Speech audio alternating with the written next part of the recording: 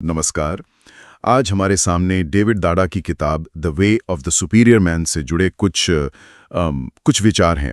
किताब तो जैसे मुख्य रूप से पुरुषों के लिए लिखी गई है, पर शायद इसकी कई बातें सभी के लिए सोचने लायक हों। चलिए जरा गहराई से समझते हैं कि ये किताब क्या कहती है। जीवन, रिश्ते, काम, इसमें संतुलन कैसे बने। हाँ, बिल्कुल। इसमें कुछ वाकई दिलचस्प पहलू हैं, खास तौर पर जीवन के उद्देश्य को लेकर। किताब की शुरुआत ही होती है जीवन के उद्देश्य यानी पर्पस की अहमियत से। इसमें कहा गया है कि एक पुरुष के लिए अपना असली मकसद जानना और उसके साथ जीना वो बहुत जरूरी है। हाँ, इसके बिना जैसे एक खालीपन सा महसूस होता है ना, चाहे बाहर से सब ठीक क्यों ना लगे। हाँ, और ये बात इसलिए भी खास है क्योंकि किताब सफलता को सिर्फ बाहरी चीजों से नहीं जोड़ती, जैसे पैसा या पद।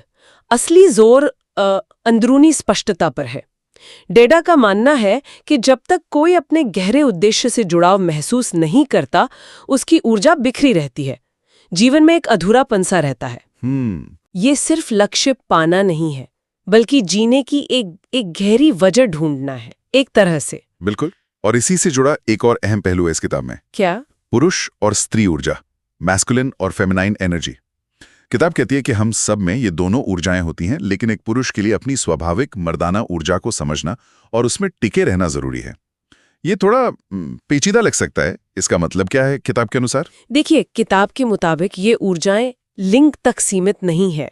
ऐसा नहीं कि पुरुष में सिर्फ मर्दाना और स्त्री में सिर्फ स्त्री।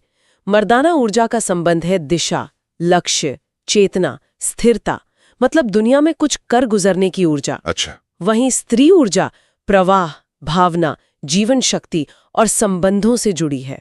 डेडा का तर्क है कि पुरुष को अपनी इस मर्दाना कोर को, मतलब उसकी जो स्वाभाविक ऊर्जा है, उसे दबाना नहीं चाहिए, बल्कि इसे समझकर जीना चाहिए।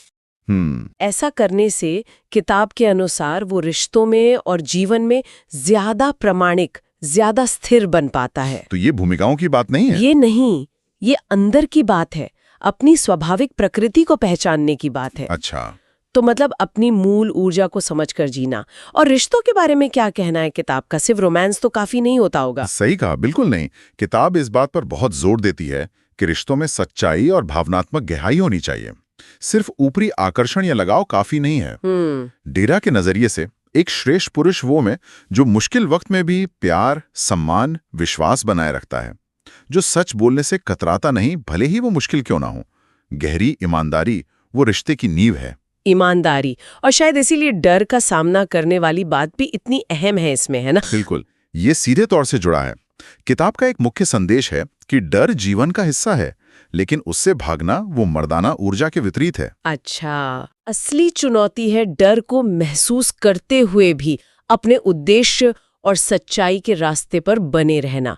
किताब इसे व्यक्तिगत विकास का एक बहुत जरूरी हिस्सा मानती है। डर के पार जाकर ही असली स्वतंत्रता मिलती है, ऐसा कहा गया है। समझ गया। और अंत में पैसा और सफलता का क्या मतलब, क्या ये जरूरी नहीं है? नहीं, किताब इन्हें गैर जरूरी नहीं कहते, ऐसा नहीं है, लेकिन मानती है कि ये अपने आप में काफी नहीं है। अगर जीवन में उद्देश्य ना हो, गहरे रिश्ते ना हो, आत्मा से जुड़ाव ना हो, तो बाहरी सफलता खोखली लग सकती है। अच्छा। सच्ची खुशी और संतुष्टि के लिए एक संतुलित, एक समग्र जीवन जरूरी है, जिसमें काम, प्यार और आध्यात्मिक विकास सबका तालमेल हो। तो अगर हम इस पूरी चर्चा को समेटें तो मुख्य सीख क्या निकलती है? पहली बात तो ये कि अपने जीवन का उद्देश्य पहचानना और उसे जीना ही असली मायने रखता है। हाँ, ये सबसे जरूरी है। और दूसरी, रिश्तों की बुनियाद ईमानदारी और भावनात्मक गहराई पर टिकी होती है, न कि सिर्फ ऊपरी बातों पर। बिल्कुल।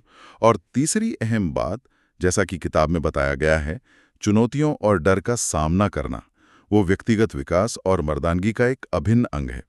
अपनी ऊर्जा को सकारात्मक दिशा देना महत्वपूर्ण है। बिल्कुल। तो ये किताब किसके लिए सबसे ज्यादा उपयोगी हो सकती है? कौन पढ़े इसे?